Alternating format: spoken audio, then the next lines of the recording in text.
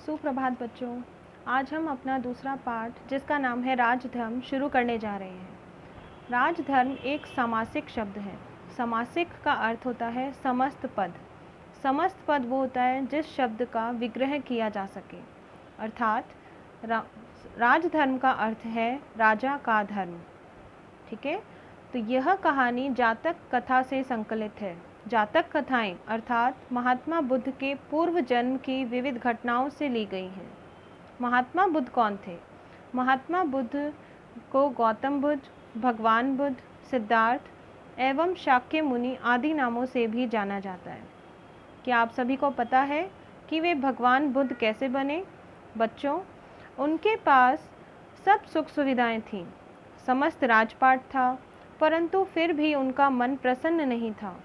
फिर एक रात उन्होंने अपनी पत्नी यशोधरा एवं नवजात शिशु राहुल को त्याग दिया और खुद संसार को मरण और दुखों से मुक्ति दिलाने के मार्ग एवं सदा सत्य दिव्य ज्ञान की खोज के लिए सारा मोह माया त्याग कर सभी मोह माया को त्याग कर वे वन की ओर चले गए। वन में जाने के बाद उन्होंने कठोर साधना की और कई वर्षों की कठोर साधना के बाद बोध गया बिहार में उन्हें बोधि वृक्ष के नीचे ज्ञान की प्राप्ति हुई और वे सिद्धार्थ गौतम बुद्ध से भगवान बुद्ध बन गए। आज हम पाठ राजधर्म में भी उनकी ही एक कहानी पढ़ने जा रहे हैं। इस पाठ में उनका नाम बोधिसत्व है। चलिए हम पाठ शुरू करते हैं। जैसा कि मैंने आपको बताया कि यह कहानी जातक कथा से संकलित है। जातक कथाएं अर्थात महात्मा बुद्ध के पूर्व जन्म की जो कथाएं होती हैं वे कथाएं जातक कथाएं कहलाती हैं।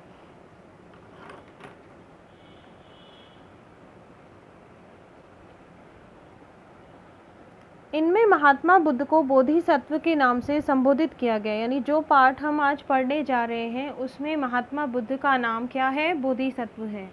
और मानव जीवन के उत्थान के लिए धर्म, नीति और उत्तम आचार विचार संबंधी बातें इस पाठ में आपको बताई गई हैं। चलिए पाठ शुरू करते हैं।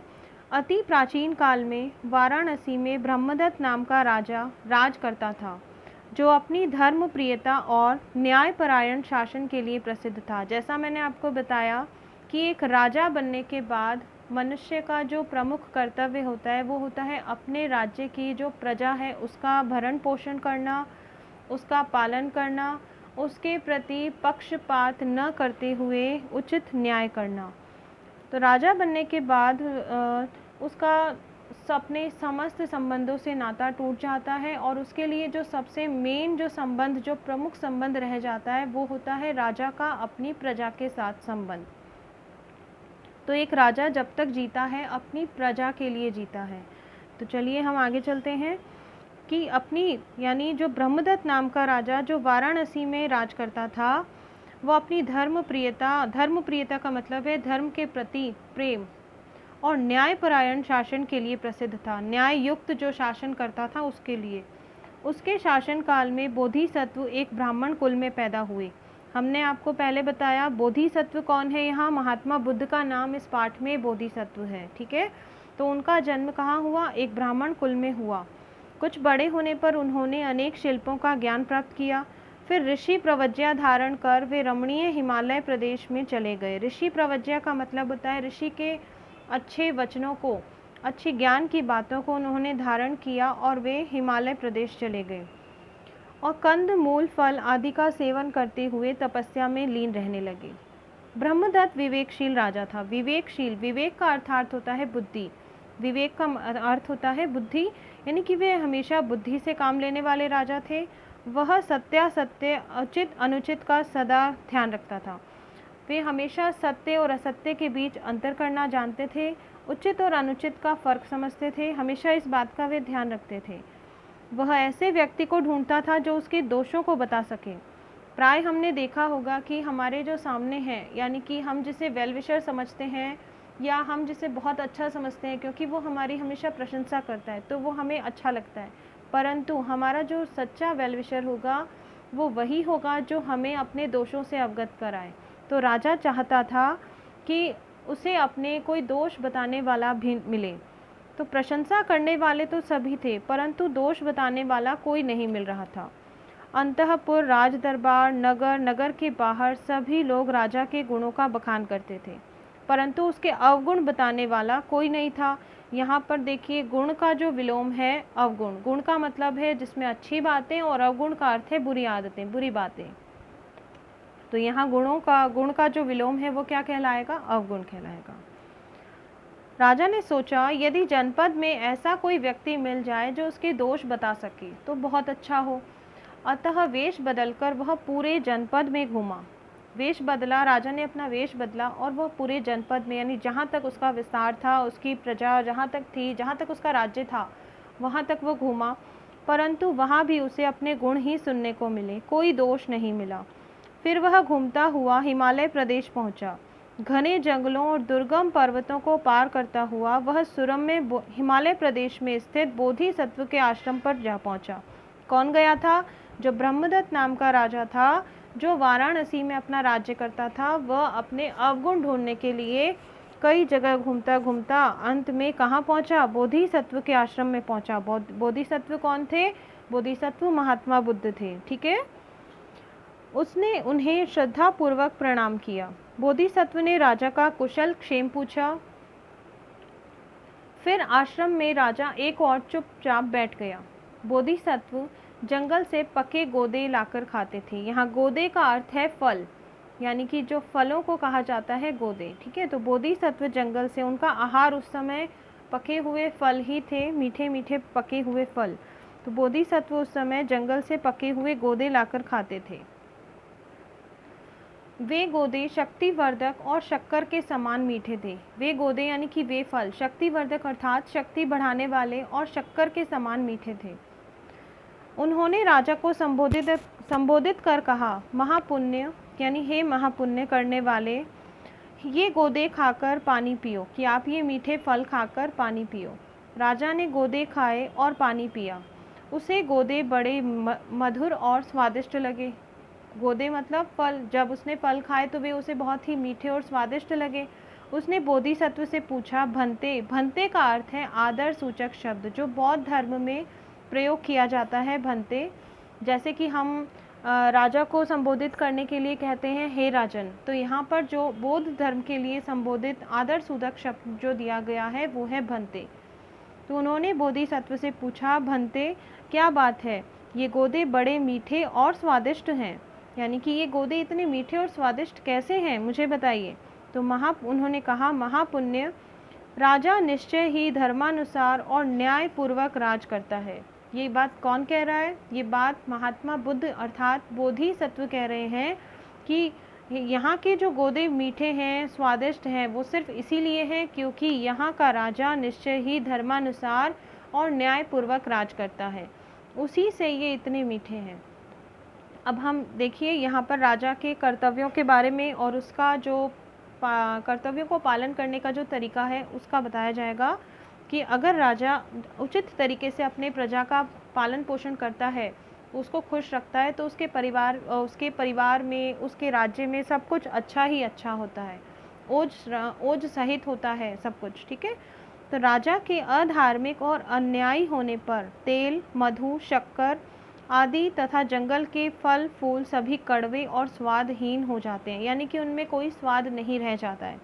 केवल यही नहीं, सारा राष्ट्र औज रहित हो जाता है। औज का मतलब होता है जिसमें कोई चमक ना हो, कोई उत्साह ना हो, वहाँ जो नीरस हो, जहाँ कोई आशा ना बची हो। दूषित हो जाता है। दूषित का अर्थात है मैला हो जाता है। मैला मतलब यहाँ जहाँ पर मन मैला हो जाए। ठीक है।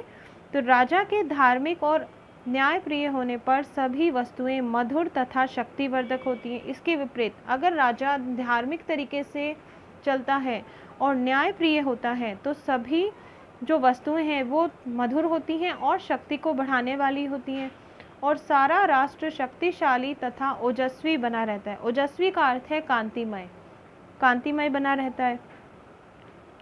अब राजा जो ब्रह्मदत्त राजा था वो कहता है, भंते ऐसा होता होगा। यह कहकर राजा अपना परिचय दिए बिना ही बोधिसत्व को प्रणाम कर अपनी राजधानी लौट आया।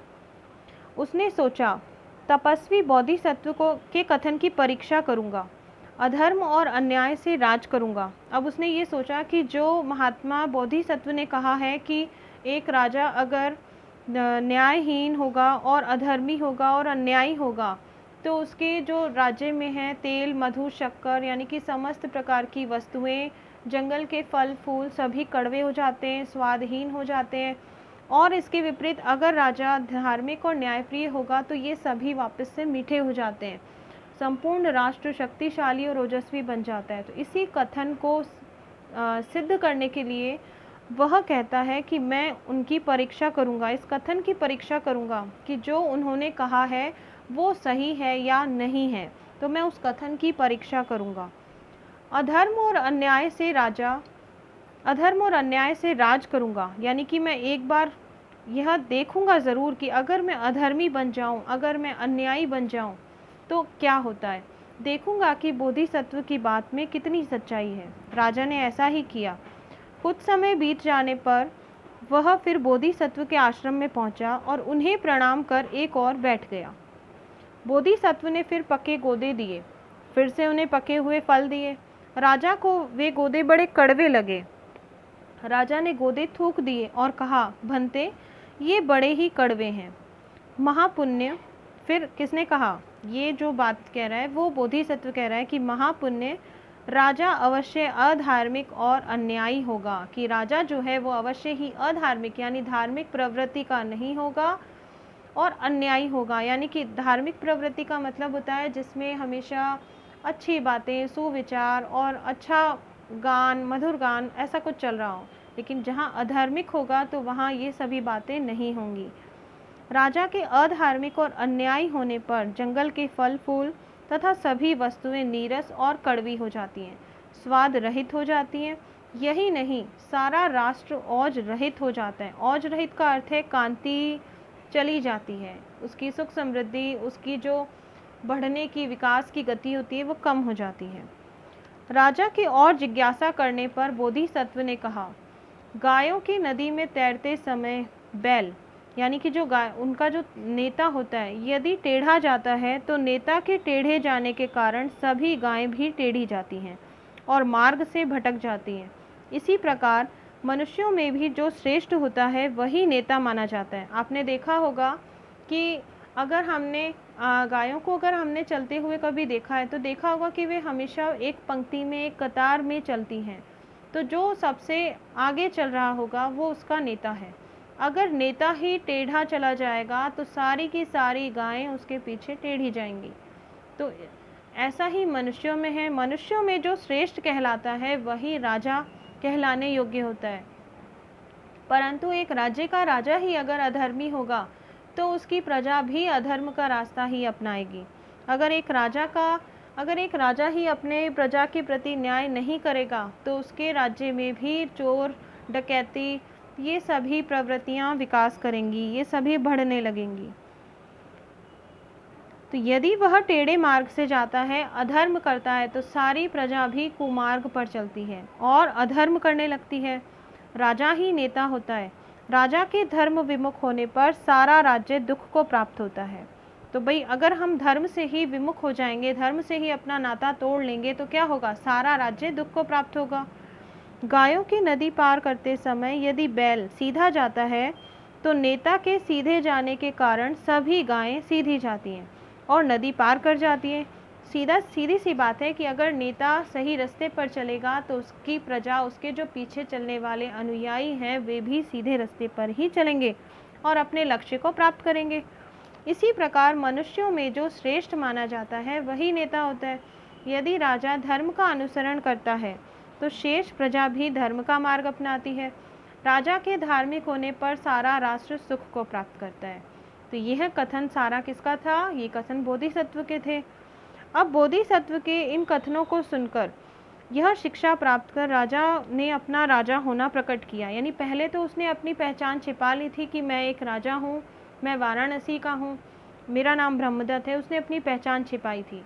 परंतु जब बोधिसत्व से इतनी शिक्षा प्राप्त कर ली कि राजा के अधर्मी और धार्मिक होने पर क्या होता है, तब उन्होंने अपना राजा होना प्रकट किया और विनम्रता पूर्वक कहा कि भंते, मैंने ही पहले गोदों को मीठा कर फिर कड़वा किया। यानी जो फल थे मेरी राज्य के जो फल थे, पहले मैंने उनको अच्छा शासन करके, न्यायपूर्ण शासन करके, सबका ध्यान रखकर, उचित न्याय करके, धार्मिक प्रवृत्ति से शासन करते हुए अपने गोदों को पहले मीठा किया।